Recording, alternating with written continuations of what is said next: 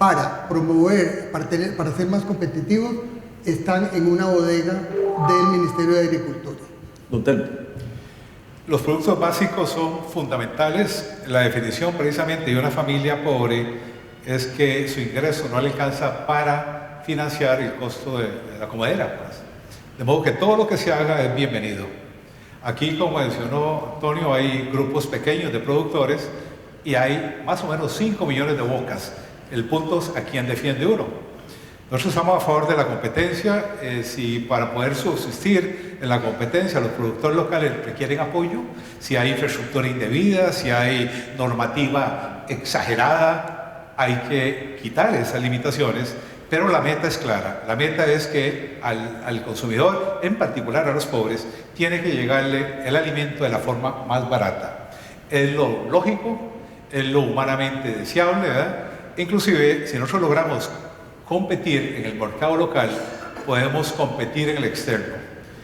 Por eso es que el proteccionismo es malo, porque hay que apoyarlo para que salven el interno. Lo interesante es que vendan aquí y vendan afuera.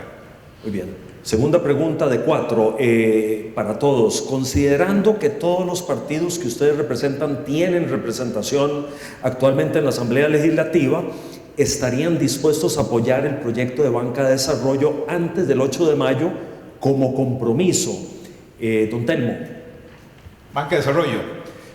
La banca de desarrollo, toda la banca es de desarrollo, porque la banca captura recursos de quien tiene sobrantes y no tiene proyectos buenos, y la da a quien tiene proyectos buenos y no tiene recursos. Toda la banca es de desarrollo. Pero aquí se ha interpretado en algunos casos que banca de desarrollo es banca subsidiada. En eso no estamos de acuerdo. Lo que también vale la pena revisar, digamos, es que a veces hay ciertas unidades, por ejemplo, pequeñas empresas, que el sistema regulatorio le pide más condiciones de la cuenta. Por ejemplo, para poder darle un crédito y que no tenga que aprovisionarlo, tiene que traerles estados auditados de Pricewaterhouse de 5 años.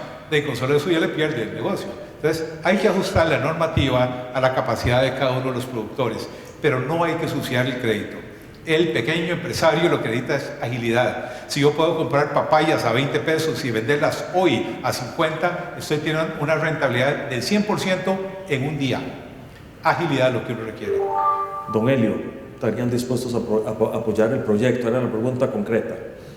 Yo creo que sí. De hecho, ya la fracción ha venido trabajando y ha venido negociando para que se le hagan algunas modificaciones de manera que esos recursos realmente puedan fluir, digamos, hacia los sectores que más lo necesitan. En este caso, se está hablando, bueno, sobre todo de los pequeños agricultores y también incentivos a lo que se llama el emprendedurismo.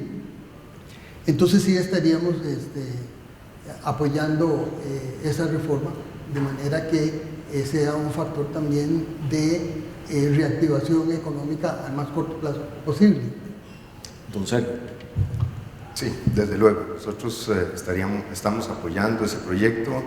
Probablemente habrá que hacer algunas reformas y modificaciones en algunos puntos, pero pensamos que ese es un proyecto fundamental precisamente también para impulsar una política agropecuaria justa que permita la producción de granos básicos justamente entre los pequeños y medianos productores. Nosotros necesitamos estimular la producción de granos básicos entre los pequeños y medianos productores, y creo que a través de una banca de desarrollo se puede lograr favorecer esta producción y contribuir de esa manera también a reducir los precios de los productos de los granos básicos.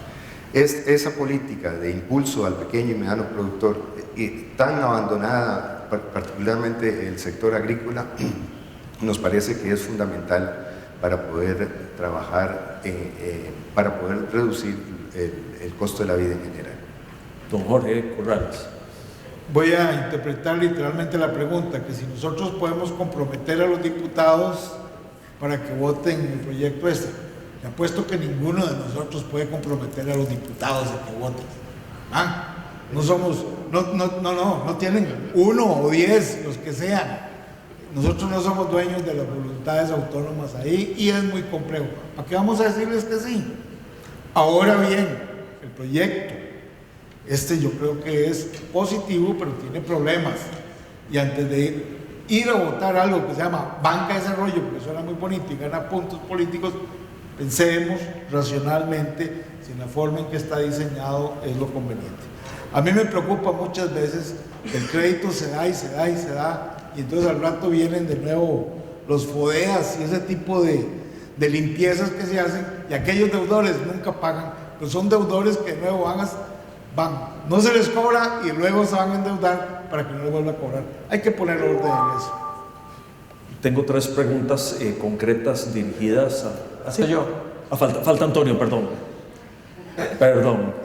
Bueno, yo sí puedo decirles que tenemos el compromiso de los diputados de Liberación Nacional para aprobar el proyecto de Banca de Desarrollo. Lo he trabajado de cerca con la diputada Alicia Fournier, Agnes Acosta y Ani Saborío, y llegamos a un documento de consenso que se ha negociado con otros partidos políticos y esperamos se pueda aprobar antes del 8 de mayo o del 30 de abril que termine esta legislatura. ¿Y por qué creemos en él? Hay alrededor de $400 millones que no se han podido utilizar del peaje bancario, que están ahí, un país que requiere producir más, que requiere crecimiento económico, que requiere generar empleo, y los recursos no se han podido utilizar. Hay que quitar entrabamientos, hay que poner tasas de interés que lo faciliten, y por supuesto que apoyamos el proyecto de ley. Y sí, no entiendo la política económica del Frente Amplio. Hace unos minutos nos dijo don Sergio que había que ponerle un techo a los precios del arroz, etcétera. Ahora nos dice que hay que producir granos básicos. Aquí no se producen granos básicos porque no hay condiciones para maíz, trigo y frijol. Y si lo que usted quiere es promoverlo y va a regularle el precio, no entiendo la política económica. Muchas gracias, don Antonio. Hay 3 preguntas concretas dirigidas a 3 personas y con eso vamos a terminar este bloque. Hay una pregunta para Sergio Reuben en este sentido. Usted dice que eliminarán las exoneraciones a sectores que no contribuyan con la generación de riqueza. ¿Podría identificar cuáles son esos sectores? Yo no sé, perdón, no sé exactamente en dónde se dice eso, pero de todas maneras, un sector que no genere riqueza, pues obviamente desaparece del mercado. Yo no sé, perdón, no sé de qué manera se puede pensar una solución de esa manera, de ese tipo, pero sí quiero decirles que hay exoneraciones, hay sectores que están siendo exonerados,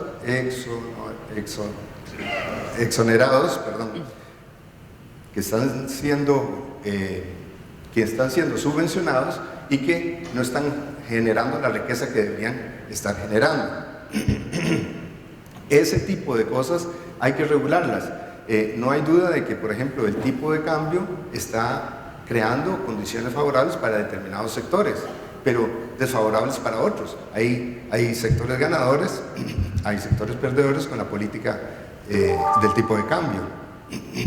Muchas gracias.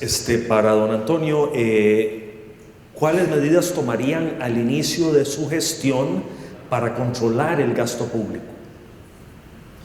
Bueno, en el tema del gasto público, que no me refería él ampliamente al inicio, hay complicaciones serias. Un porcentaje muy grande tiene que ver con el pago de la deuda, en donde difícilmente se puede hacer un recorte. En esa área lo que hay que hacer es buscar renegociaciones que nos permitan ampliar plazos y bajar tasas de interés, y que nos permita también mejorar la condición del país, bajando el nivel de riesgo país para poder tener unas tasas de interés menores. Hay otro gran capítulo que tiene que ver con la parte de pensiones y empleo. Ahí abogamos por una nueva ley de empleo público, que no signifique que si le aumenta a usted 5,000 colones a la base a un trabajador, los médicos terminan teniendo un aumento de un monto muchísimo más alto, porque hay leyes que vinculan lo que usted le paga a un guarda con lo que va a ganar un médico, y ese tipo de contradicciones en el empleo público hay que corregirlas. Y por supuesto tiene que ser una política de eficiencia en la inversión y en la infraestructura que se tiene que definir por parte del Estado. Y bueno, eso es muy poco en un minuto, pero orientaríamos las políticas en esa línea. Gracias. Para don Telmo Vargas, ¿se debe, muy concretamente nos preguntan, ¿se debe aumentar o reducir el porcentaje asignado del PIB a la educación pública? Si eso es voluntad general, el pueblo tiene derecho a pedir lo que sea. Antes era un 6%, se daba a la educación pública, ahora se ha propuesto que sea un 8%, y esa es la voluntad general, la voz del pueblo y la voz de Dios. Lo que sí procede es hacer una reasignación de ese gasto, porque tenemos que la educación primaria llega muy poco comparado con lo que llega a la educación superior. En la educación superior hay gran poder de compra de los estudiantes, una grandísima cantidad de estudiantes viene de colegios donde pagaron posiblemente 15 veces lo que paga en la universidad. Entonces hay que hacer una reasignación. Si uno está a favor de la redistribución del gasto, por ejemplo, don Sergio, que dice que él está a favor, él debería apoyar medidas para recuperar costos en la educación superior y pasar costos a la educación básica. Hay en el campo escuelas unidocentes donde tienen que darle debajo de un palo de poró, es donde dan las clases, no hay ni pizarra. De modo que dentro de ese presupuesto, reasignarlo. Bueno, muchas gracias a todos por su participación en este primer segmento del foro de hoy. Vamos a tomarnos un cafecito. El café se va a servir aquí a la pura salida del salón y les pedimos retornar nuevamente al salón a las 10:10 en punto para continuar con la segunda parte del foro. Muchas gracias.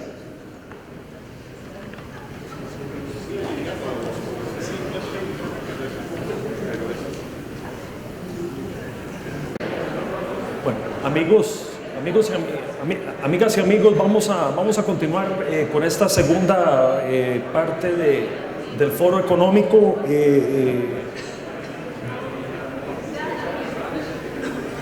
Les agradecemos que vayan reintegrándose nuevamente a sus puestos. Vamos a arrancar con esta segunda parte del foro. Aquí tenemos una o posiblemente dos consultas adicionales a las que habíamos visto en la primera parte.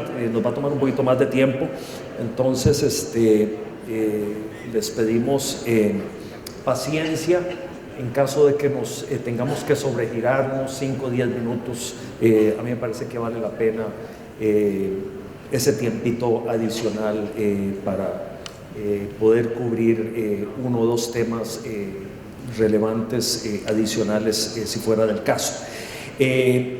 Bueno, vamos concretamente con la primera pregunta sobre este segundo tema que tenemos para el foro económico de hoy, que tiene que ver con la reactivación de la economía. ¿Qué hacemos para crecer más rápidamente? Crecimos el año pasado únicamente alrededor de un 3 y piquito %. Estamos a la espera de las cifras oficiales del Banco Central. Ese crecimiento claramente es insuficiente para lograr objetivos de mayor alcance que tenemos como sociedad. Bajar el desempleo, bajar la pobreza, reducir la desigualdad, todos temas que han sido abordados ampliamente a lo largo de esta campaña política. Entonces, nuevamente enfocándonos en esta segunda parte del foro en la temática de la reactivación, ¿qué hacemos para no crecer 3, sino crecer tal vez 5, 6 o 7? Vamos a empezar primero con el punto, digamos, relativo al modelo económico, y quisiéramos preguntarles a los 5 representantes, para lo cual tienen nuevamente 2 minutos cada uno, la siguiente pregunta, y es la siguiente. A ver, ¿cómo valora el modelo de desarrollo de apertura al comercio internacional y de atracción de inversiones extranjeras impulsado hace ya varias administraciones? Segundo, ¿su administración profundizaría y perfeccionaría ese modelo y en cuáles aspectos, o lo reemplazaría por otro modelo, con qué características básicas? Vamos a arrancar con Don Elio, por favor, un par de minutos. Bueno, en primer lugar quisiera mencionar que creemos que es posible la creación de un nuevo modelo de desarrollo, pero en la versión, digamos, de perfeccionamiento del modelo, que sea compatible con un mayor bienestar de las personas y en armonía con el medio ambiente. Esto porque valoramos que el éxito económico del modelo no tiene que valorarse solamente en función del crecimiento económico o exportaciones, sino también en generación de empleo, en una mejor distribución, en una reducción de la pobreza extrema y una utilización cuidadosa y responsable de nuestros recursos naturales. Y aquí, como todos sabemos, el número de pobres en este momento sobrepasa 1.100.000. Entonces, en ese contexto, consideramos que la política económica debe enmarcarse en un modelo de desarrollo que se desea impulsar. Y ahí, entonces, las medidas de política económica estarían más o menos, digamos, con lo que voy a mencionar. Primero, un tipo de cambio no sobrevalorado para evitar este problema que decíamos antes de algunos sectores que están viéndose afectados por el tipo de cambio, facilidades de crédito para impulsar el crecimiento, inversiones estratégicas en materia de infraestructura pública, educación, salud y ambiente, reducción de trámites en la creación de empresas, titularización y mecanismos de fideicomisos para el financiamiento de proyectos públicos, mayor encadenamientos productivos entre las pymes y las exportaciones y la promoción del emprendedurismo y una reducción drástica de la pobreza extrema mediante empleos y programas de ayuda condicionada y asistencialista y una educación de calidad. Muchas gracias, don Sergio. Por cierto, don Sergio, perdón, una preguntita, un complemento. Tenemos una cita del 14 de enero en la que el candidato de su partido afirmó que quieren cambiar el modelo de desarrollo por un modelo de desarrollo costarricense, y ahí quisiéramos aprovechar y pedirle si es posible que nos defina ese nuevo modelo o ese modelo de desarrollo costarricense. Nosotros valoramos el modelo actual críticamente. Es un modelo que ha resultado excluyente, que ha resultado empobrecedor para los trabajadores, para la fuerza de trabajo. Es un modelo que ha resultado ineficiente en la incorporación de los costos ambientales. Es un modelo que tiene serias dificultades y que hay que corregir. Efectivamente, es un modelo que ha privilegiado el proceso, digamos, la producción para las exportaciones, ha reducido la capacidad de producción para el mercado interno y queremos que ese tipo de cosas podemos revisar y corregir. Cuando se habla de un modelo costarricense, se habla de un modelo que justamente recoja muchas de las tradiciones de solidaridad y de igualdad que el país ha tenido. Cuando un modelo como el que hoy día tenemos presenta defectos en ese sentido, pues va a haber que corregirlo. O sea, el objetivo es corregirlo. Un proyecto de desarrollo costarricense implica fortalecer, desde luego, la educación y la educación de calidad. Creemos que es importante que nuestros jóvenes ya se integren a una demanda internacional. O sea, no es un gobierno que nosotros vamos a cortarle las alas internacionales que ya se han abierto, pero sí es un modelo que queremos que esas condiciones que favorables se reviertan y sean capaces de, digamos, de ser útiles para toda la población y no solo para unos cuantos. Pensamos que la globalización es un hecho y que tenemos que trabajar en esa dirección, pero tenemos la necesidad de que esa globalización sea un mecanismo para toda la comunidad costarricense. Don Antonio, ¿profundizar o cambiar el modelo? ¿Qué hacemos? Nosotros seguimos comprometidos con el modelo y con la apertura comercial. Estamos de acuerdo, por supuesto, en todo lo que es la parte general, educación, mejoras en todos los programas de competitividad, de infraestructura, etcétera. Pero quisiera puntualizarlo porque así me lo pidieron en las indicaciones al inicio de esta exposición. Nuestro mayor reto es promover las condiciones de competitividad internas y externas del país. Las externas, que podamos nosotros entrar a la OECD, que va a significar ni más ni menos que una licencia y un reconocimiento para el país, va a ser para nosotros tener una carta de presentación, lograr una mayor conexión con la Alianza Pacífico y por supuesto seguir abriendo nuestros mercados y oportunidades con China, además de lo que ya tenemos con los Estados Unidos, como una vía para que podamos mejorar esa competitividad en lo externo. En lo interno necesitamos impulsar medidas que nos bajen los costos en electricidad. Costa Rica se va a salir de todos los mercados si seguimos con esas tarifas eléctricas y con esas reglas de ARECEP de costos plus, ¿verdad? y vamos a llegar a unos límites donde no vamos a poder tener capacidad de entrar y de seguir compitiendo. Establecer los registros automáticos, no es posible que venga un medicamento autorizado en Estados Unidos y a Costa Rica hay que hacerle las mismas pruebas que se le hacen en Estados Unidos. Los bananeros estamos sufriendo una plaga que se llama escama y antes de que le den los permisos a las nuevas bolsas para venir va a acabar con los bananales. Y hemos tenido que entrar a unos métodos extraordinarios de importación. Si ya la FDA, las organizaciones mundiales hicieron las revisiones, no tenemos que estar perdiendo el tiempo en el país. Avanzar en el TICA, lo que se conoce como el TICA 2.0, para que tengamos todo un sistema aduanero moderno que sea ágil. Irnos a los trámites, trámites para exportaciones, importaciones, al 24/7 y 365 días al año, con todo lo que significa el gobierno digital y la incorporación de toda la parte digital a la operación, para que podamos tener un país en donde realmente podamos ser cada vez más competitivos. Don Telmo. Estamos plenamente de acuerdo con el modelo. Es un modelo que más bien hay que profundizar con sentido económico.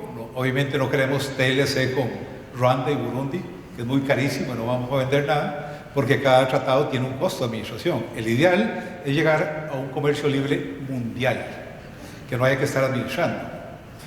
Esta es la manera de que Costa Rica progrese, que llegue a satisfacer las necesidades que hoy grandísimo tenemos.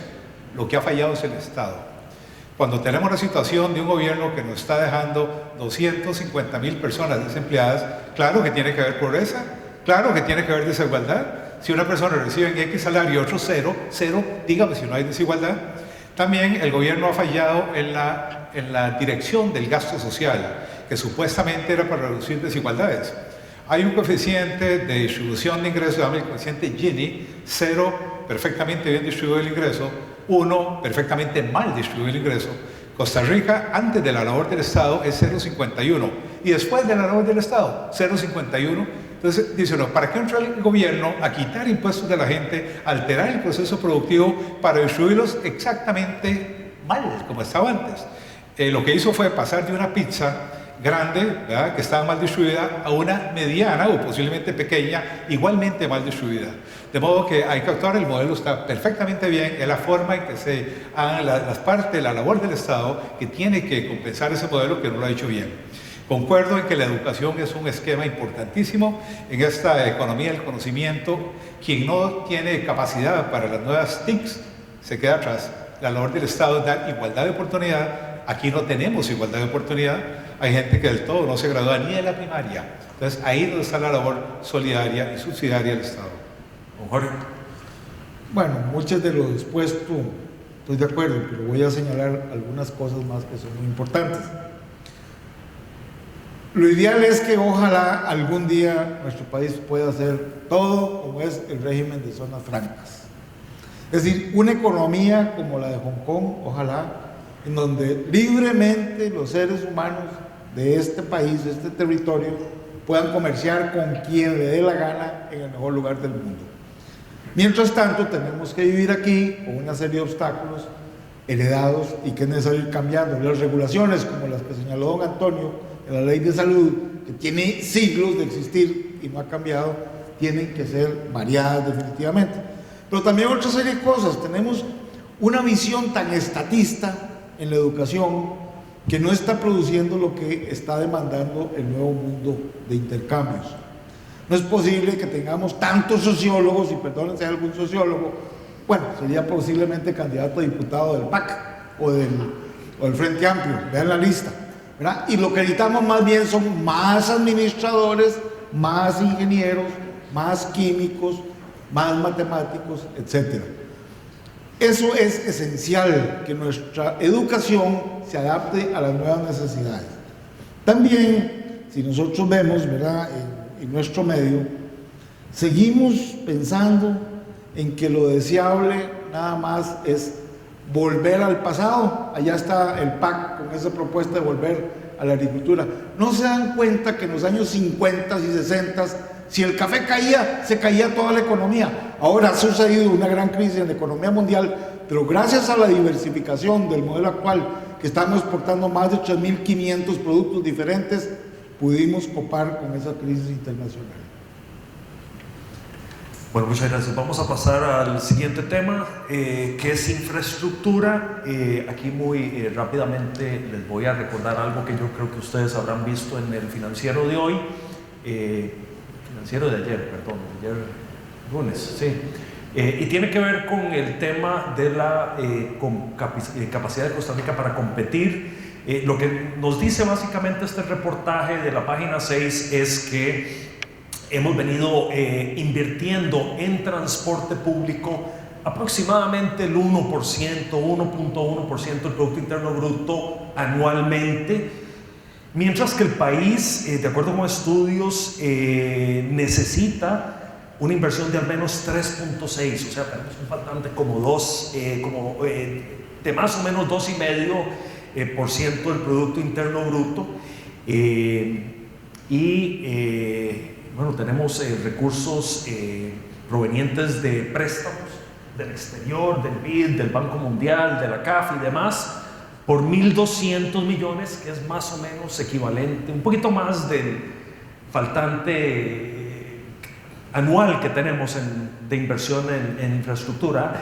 La pregunta aquí muy concreta, son dos, son las siguientes. Bueno, ¿cuál es la propuesta concreta que tiene su partido para satisfacer las necesidades de infraestructura de transportes que demanda la sociedad, tomando en cuenta estos números que yo acabo de mencionar? ¿De dónde proponen obtener los recursos para llenar ese 2,5 o 2.6% del PIB que no se está realizando en inversión? ¿Provendrían los recursos de más endeudamiento público?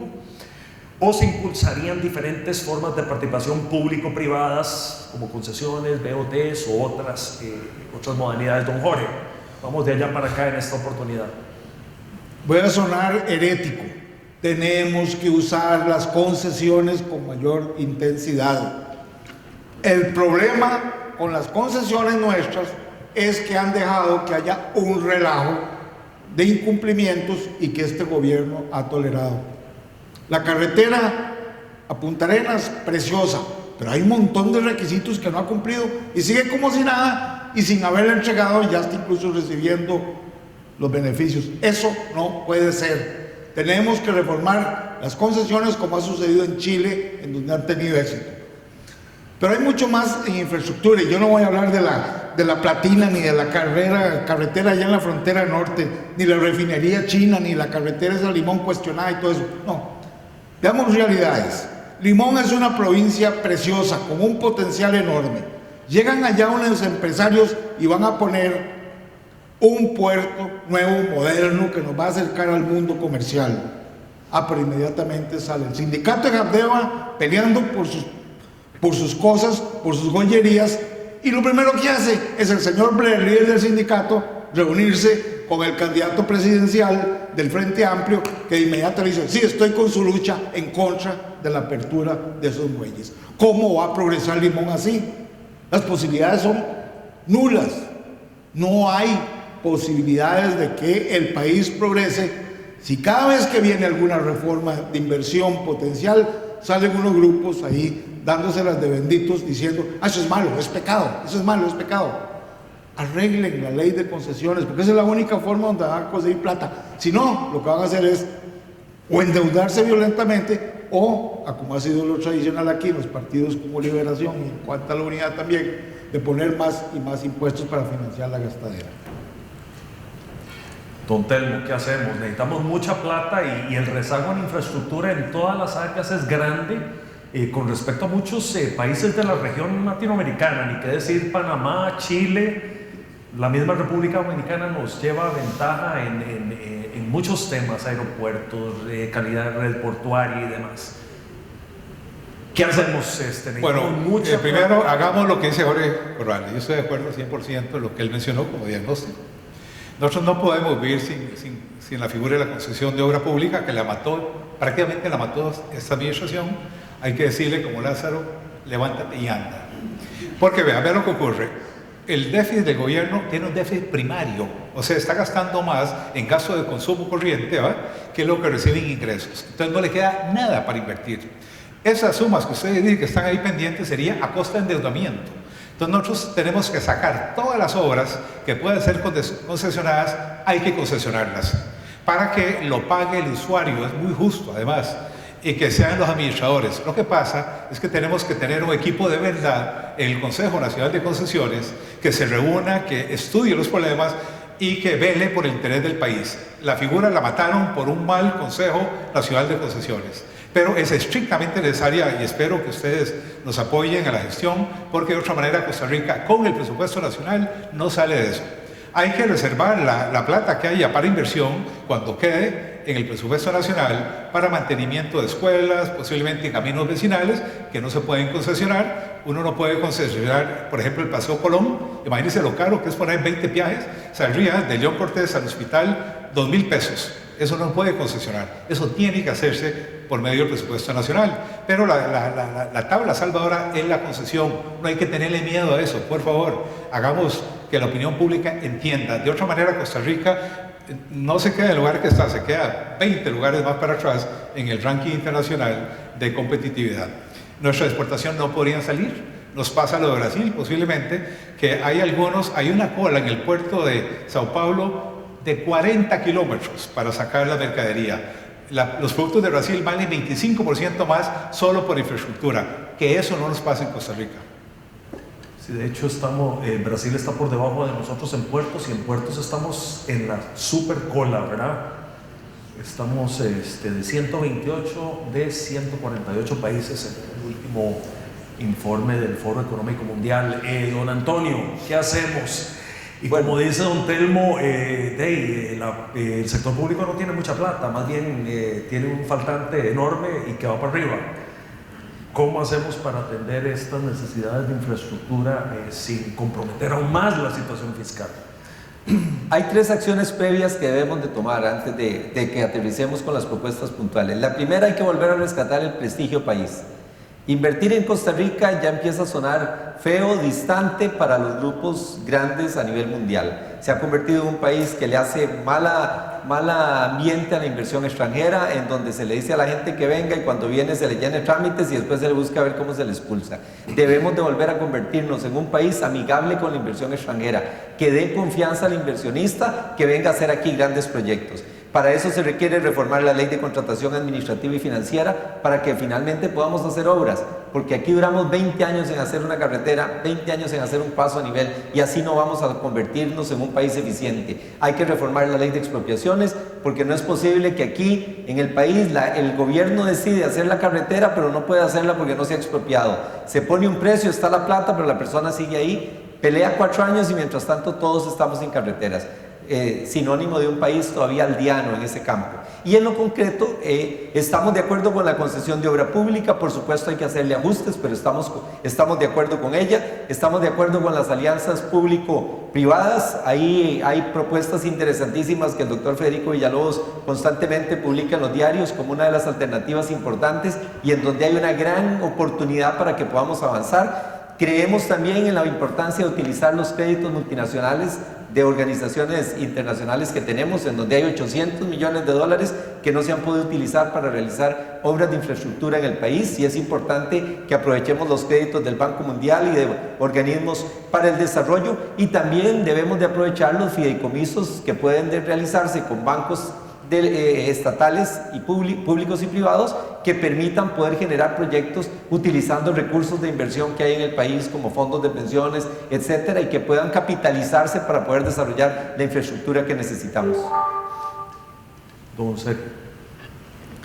Muy rápidamente voy a leer algunos puntos que forman parte del plan de construcción de infraestructura: recuperar la capacidad de ejecución del MOP, eliminar las juntas directivas del CONAVI y del COSEBI, otorgarle carácter vinculante a los criterios técnicos de la NAME, diversificar la adjudicación de contratos para hacer partícipes a otras empresas, incluidas las comunales y las locales, fortalecer el INCOFER con un tren eléctrico para la creación, la GAM, hacer transparente la adjudicación de contratos para el mantenimiento de vías para estimular la participación de empresas locales, impulsar la derogatoria a la ley de concesiones o bien una revisión integral de dicha ley. Concretamente, nosotros creemos que las concesiones no tienen por qué traspasar la administración de la obra a la empresa privada. Perfectamente se puede hacer una concesión de construcción y el Estado administrar la obra. El problema con la ley de concesiones como está concebida actualmente es que traspasa esa administración y no hay controles para manejar ese proyecto. El nuevo puerto de Limón. El puerto de Limón nosotros lo planteamos, aceptamos como originalmente se planteó, la existencia de Habdeba, modernización de Habdeba y la construcción de un puerto administrado por APM Terminals.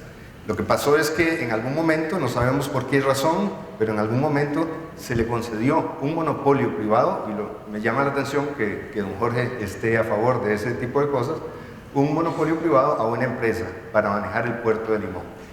Don Álvarez sabe muy bien que las tasas de uso de ese puerto van a ser mucho más altas de las que ahora existen. Y están justamente los bananeros indignados por este tipo de acuerdos. Gracias. Bueno, primero que todo quiero mencionar que existe un plan de mediano y yo diría de largo plazo en el tema de infraestructura, y ese plan se ha venido discutiendo tanto con las autoridades públicas como con instituciones como la NAME, que es de la Universidad de Costa Rica, y el PAC está de acuerdo con ese programa. En cuanto a las partes específicas, en primer lugar hay que mencionar el tema de los consejos. Nosotros somos partidarios de que hay que eliminar esos consejos, pero para lo cual se requiere una ley. Entonces, hasta que no se haga esa transformación de la ley, pues no se puede avanzar. Creemos en la creación de un Instituto Nacional de Infraestructura y de Transporte para la ejecución de obras. Esto para poder ligarlo, digamos, con aquellas obras que pueda hacer el MOP y que sea muchísimo más fácil de la forma como se está haciendo ahora. En cuanto al MOP, se fortalecería las funciones de rectoría, la planificación sectorial y la fiscalización. También en cuanto a la fiscalización, somos también del criterio que lo que diga la NAME tiene que ser vinculante. En cuanto a la parte de rendición de cuentas y transparencia, todo se pondrá en internet, costo, plazos, montos, ejecución de las obras, entre otros. O sea, lo que queremos es transparentar completamente este proceso para que no nos ocurra pues, lo que ha venido sucediendo en los últimos años. Y finalmente, con lo de la concesión, creemos que hay que reformar esa ley para, sobre todo, el artículo 28 y relacionado con la cesión de los contratos. Bien, muchas gracias a todos por sus respuestas a estas consultas sobre el tema de infraestructura. Vamos a pasar rápidamente al tema de energía eléctrica y arrancamos con don Antonio. Esta pregunta digamos, para este tema tenemos cuatro consultitas, es ambiciosa, me disculpo de antemano, pero bueno, la primera pregunta sería: ¿en su administración se ampliaría el papel del sector privado en la generación de energía eléctrica? Segundo, ¿mediante cuáles medidas concretas? Si en caso favorable, ¿verdad? En caso de que la respuesta sea sí. La tercera pregunta es la siguiente: ¿cuál es la razonabilidad económica de fijar límites a la generación privada costarricense con recursos naturales locales, al tiempo que no hay límites para la generación nacional con hidrocarburos importados o la importación de energía del mercado regional, que es energía claramente producida por empresas que no son costarricenses? Y la última sería: ¿le parece a su partido que esa condición, digamos, esta realidad, ¿verdad?, de tener problema con límites para la generación nacional con hidrocarburos y tampoco tener límites para la importación de energía, es una condición que contribuye a fortalecer la autonomía energética de Costa Rica. ¿Estamos claros? Los mismos 2 minutos. Hago un esfuercito, Antonio. Bueno, en 2 minutos. Es ambicioso, sí. Sí. Bueno, por supuesto que sí, vemos como una de las prioridades más importantes disminuir el costo de la factura eléctrica de las empresas y de los consumidores residenciales. Esto nos está sacando del mercado, ya hablé de ello. Hay que disminuir, por supuesto, la dependencia de las energías importadas y debemos de ir a las energías renovables. Nosotros estamos de acuerdo con las investigaciones y las perforaciones para el gas natural y de poder entrar en la actividad del gas natural, que ha sido limitada en el país inexplicablemente. Igualmente estamos y favorecemos el tema de los biocombustibles, la geotermia en los parques nacionales, incluso en los parques nacionales también la favorecemos, aun cuando las estadísticas nos dicen que no es necesario llegar a los parques todavía porque hay suficiente en el entorno y alrededor de los parques, pero también lo favorecemos.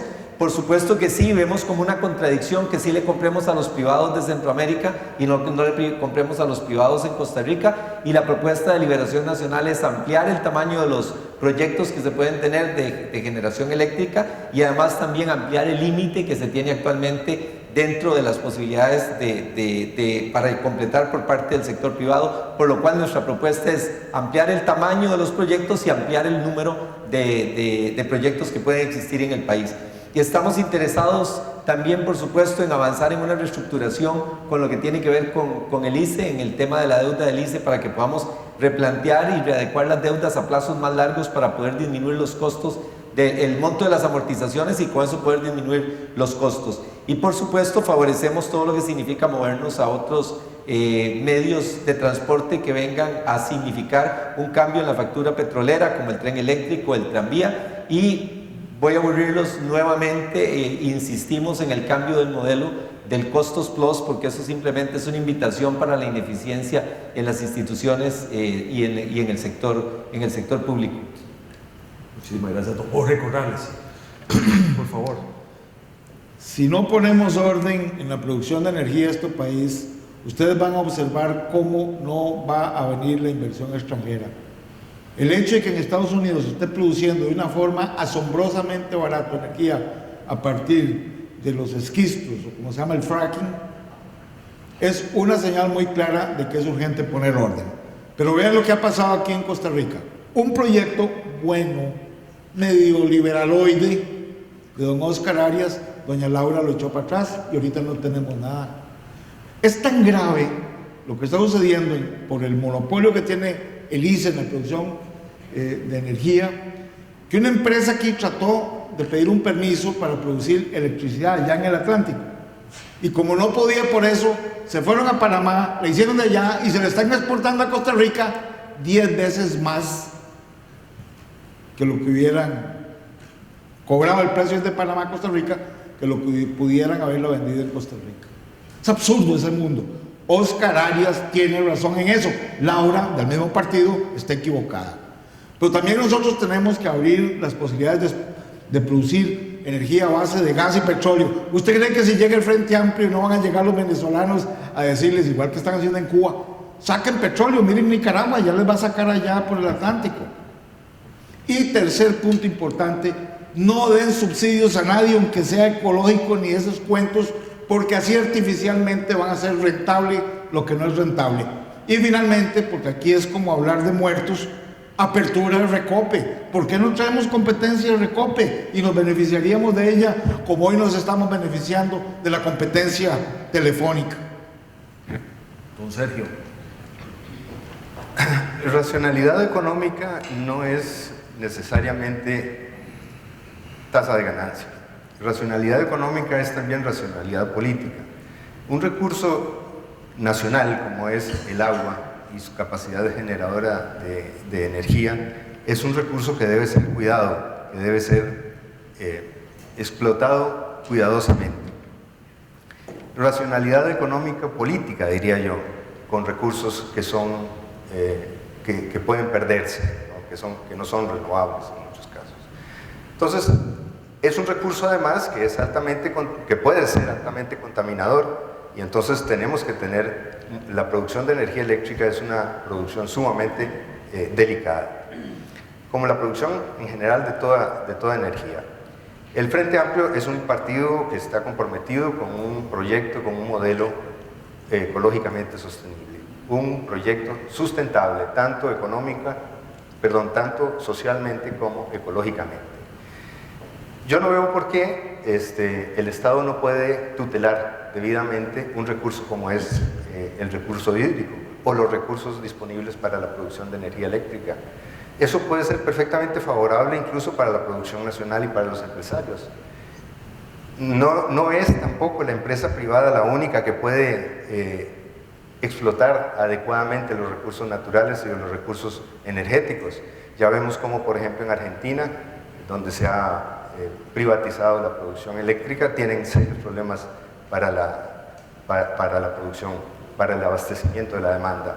O sea, esto no es un problema meramente de empresa privada, empresa pública. Creo que es un problema estratégico para el país. De manera que yo no veo contradicción entre tutelar al ICE para que sea un recurso estratégico, un ente estratégico, y la existencia de otras formas de distribución de la energía. Don Celio, muchas gracias. Don Telmo, por favor. En esta materia que es clave, la energía, ¿verdad? Todo se mueve por electricidad, hay que bajar el costo. Uno, para las familias, para que le alcance más la plata, y para que las empresas tengan competitividad con el extranjero. Y hay que verlo desde la oferta y la demanda. Por el lado de la demanda, lo que hay que hacer es buscar mecanismos para racionalizarla. Por ejemplo, bajándolo, poniéndole cero impuestos a refrigeradoras, hornos que consumen mucho menos que los de hace 20 años, ¿verdad? Eso es una buena manera. El otro es racionando los picos. La producción eléctrica, hidroeléctrica, es para la demanda pico, digamos, de 5 a 7, por decir algo así, de la noche. En la época de invierno, producir energía hidroeléctrica de las 7 de la noche a las 3 de la mañana es gratis, porque el agua pasa de todas maneras. Entonces, si uno tuviera medidores que capturen la hora del día donde el consumo se dio, uno podría pasar de consumo pico a no pico y requeriría menos infraestructura. La otra es que el fin es el país, es la colectividad y no es una institución. Aquí no hay que velar por el interés del ICE, es por el interés de los costarricenses. Y entonces lo que tiene que hacerse es abrirse la posibilidad para que más y más empresas puedan vender electricidad al sistema central, que lo compre en función del costo, ¿eh? Y así todos podamos tener energía eléctrica más barata. Aquí existe algo que podría llamar un fetichismo, y es que la producción privada no puede pasar una cantidad X. ¿Por qué? Porque más de X dicen que perjudica al ICE. Bueno, pero ¿cuál es el interesado? ¿El ICE o es el país? Es el país. De modo que hay que tomar medidas en los dos lados, demanda y oferta. Hay que buscar, obviamente, eventualmente los ríos de aquí se van a secar, según dicen algunos expertos. Cuando se sequen los ríos, los secamos nosotros, pero lo que ocurre es que de aquí a eso habrá menos energía hidro, por eso hay que buscar otras fuentes, si son más baratas. Don Elio, ¿ampliamos el papel del sector privado en la generación de energía eléctrica o lo contrario? ¿Qué hacemos? Bueno, tal vez voy a empezar primero por la parte de los costos y después me voy a referir a esa pregunta específica que me hace. El primer elemento acá yo creo que es revisar la estructura de costos y las proyecciones de demanda que se tienen. Esto porque no está claro, o por lo menos con la información que hemos podido obtener, no está claro cómo es esa estructura de costos, cuáles son los elementos que más están interviniendo. Y por otro lado, las proyecciones de demanda de energía nos están diciendo que es un crecimiento muy moderado para los próximos años.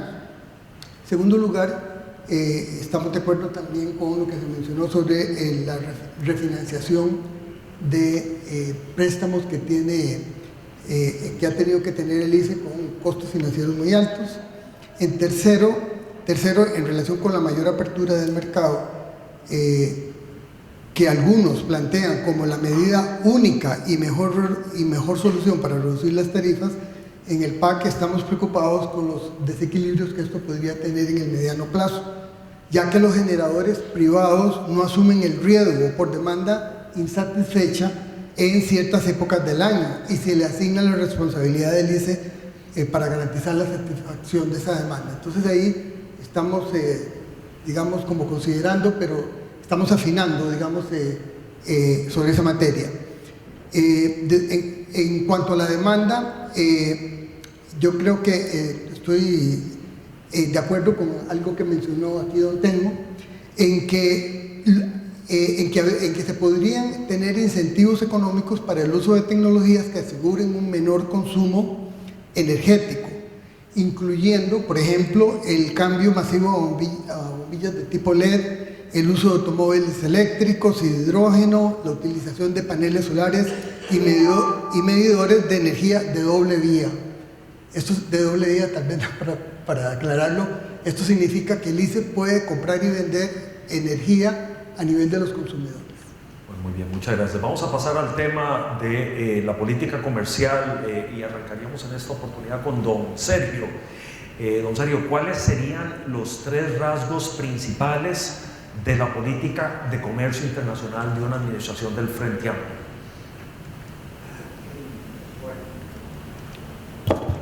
En primer lugar, sería fortalecer los mecanismos de defensa comercial frente a las amenazas de los tratados de libre comercio a través de medidas como aplicar salvaguardias antidumping para enfrentar la competencia desleal de los países ricos. Denunciar enérgicamente los millonarios subsidios que aplican a su agricultura dichas naciones, revisar, renegociar o denunciar cláusulas abusivas de tratados comerciales, desarrollar un plan de emergencia para proteger a los sectores vulnerables como los de los lácteos, la carne de cerdo y el arroz frente al vencimiento de los plazos de desagravación arancelaria del TLC con Estados Este en los próximos años. Nosotros creemos que es importante, este es un plan de desarrollo comercial y no solamente está referido al comercio exterior, de manera que voy a hacer referencia a otros puntos. Restablecer las funciones del Consejo Nacional de Producción para efectos de la comercialización de los productos agrícolas de primera necesidad con el objeto de garantizar la seguridad alimentaria y el apoyo del productor nacional. Fortalecer el programa de abastecimiento institucional, el PAI, para ayudar a los pequeños productores agropecuarios. Aplicar la legislación que exige la indicación de país de origen en los productos que se comercialicen en el territorio nacional. Velar por la consolidación y el estricto cumplimiento de la legislación que establece un cobro diferenciado más reducido de impuestos de bienes inmuebles para terrenos de uso agropecuario y revisar las plataformas de valores que utilizan las municipalidades. Orientar la política comercial exterior desde el Ministerio de Relaciones Exteriores con el objeto de atribuir una dimensión política de la que ha carecido. Fortalecer los mecanismos de defensa comercial frente a las amenazas de los tratados libres. Como ven, es un proyecto de desarrollo comercial muy amplio que implica no solo el desarrollo, digamos, el comercio internacional, sino también el nacional. Y hay otros puntos adicionales. Sergio, perdón, me voy a tomar 30 segundos. No mencionaste nada sobre... No terminé. Sí, yo sé que tiempo es limitado. Sobre el tema de la posible búsqueda de cambios a algún acuerdo comercial, ¿hay algo sobre eso? Sí, desde luego. ¿Podrías mencionar algo así como en 30 segundos? ¿Cómo no? Lo han hecho Perú, lo hizo Colombia, la revisión del tratado comercial que habían firmado con el gobierno de los Estados Unidos en algunos puntos, como específicamente el tema de las patentes, el tema del laboral, de los salarios mínimos, el tema laboral, y otros temas que nos parecen importantes, que eventualmente si hubiera un acuerdo, esto implicaría un acuerdo centroamericano también, y desde luego del gobierno de Estados Unidos, de entrar en revisión. Pensamos que hay buenas condiciones en el gobierno de Estados Unidos, sobre todo por referente a los salarios y al tema de los derechos de los trabajadores, para que puedan plantearse algunas revisiones en ese sentido. Don Antonio, doña Laura ha suscrito algunos acuerdos comerciales adicionales, y esa ha sido como la tónica en los últimos gobiernos, ¿verdad? Ir agregando al acervo de acuerdos comerciales que tiene Costa Rica firmada con países socios comerciales importantes, ¿cuál sería la ruta, 3 rasgos de la política de comercio internacional de la administración de don Johnny Araya? Ya algunos los comenté, pero los vuelvo a repetir. La vinculación internacional, la incorporación a la OSD es una apuesta importante, creemos en ella, estamos dispuestos a hacer todo lo que sea necesario en transformación país para que podamos nosotros ingresar. Esa es una legitimación que nos va a dar una carta de presentación importante que puede tener efectos financieros importantes para el país, adicionalmente por lo que significa los niveles de riesgo para efecto de la calificación internacional, de cómo se nos ve para efectos de tasas de interés. Por eso creemos que es importante avanzar hacia esas vinculaciones internacionales como la OECD, como lo que hablé anteriormente de la Alianza Pacífico, la vinculación con países asiáticos, etcétera, en aras de irnos ampliando en ese panorama de política comercial. Por supuesto, el fortalecer nuevamente la inversión extranjera en el país y entender que debemos de tener cambios y transformaciones a lo interno del país para poner a Costa Rica como un país atractivo para la inversión extranjera y la llegada del capital extranjero. Esto va a generar empleos, va a generar desarrollo, va a generar mejores condiciones de vida para la sociedad costarricense, y hoy en día estamos viendo a ver cómo retenemos para que no se vayan empresas por la pérdida de competitividad, cuando debemos de volver a una política comercial agresiva que signifique ni más ni menos que Costa Rica luzca como un paraíso para la atracción de la inversión extranjera, por supuesto norteamericana, pero además de eso buscar inversión procedente de otras naciones. Y por último, lo que comenté anteriormente, el tema de la competitividad, que es parte fundamental dentro de lo que tiene que ser las nuevas estrategias en política comercial, lo que hablé de registro de registros automáticos, de simplificación de trámites, de ir a gobierno digital, de que nosotros podamos manejarnos con toda la parte de requisitos de exportaciones al 24/7 y 365 días al año, en donde sea un país donde la gente sienta que hacer negocios y promover inversiones es posible y además signifique la llegada de otras inversiones al país. Antonio, Alianza de Países del Pacífico, es APP. Alianza Pacífica, sí. Es que Sí. 30 segundos sobre eso. Bueno, nosotros vemos una opción importante de que Costa Rica tiene que ir buscando otros mercados y no tener solo una dependencia tan grande en el mercado de los Estados Unidos, el mercado europeo y ahora con lo que significa la ampliación a China. Hay países con un gran crecimiento económico que pueden absorber buena parte de la producción costarricense y es ni más ni menos que abrirle una ventana de oportunidades a los exportadores y de atracción de inversiones al país. Don Telmo, 3 rasgos de la política comercial Sí. de un gobierno de Otto Guevara. La manera que vemos nosotros es que el esquema comercial tiene cierta apertura. Un país pequeño, para crecer, tiene que vender al resto del mundo. Hawái le puede vender a Nueva York y es una venta interna. Nosotros vendemos de aquí a Rivas, Nicaragua, y eso es la exportación. Entonces, la forma de crecer es vendiendo a mercados ojalá más grandes que uno. En un TLC, por ejemplo, el que gana es el chiquitillo, no el grande. Nosotros somos, para efecto de Estados Unidos, tal vez más pequeño que el Dade County, ahí en Miami, ¿verdad? Entonces los grandes ganadores somos nosotros.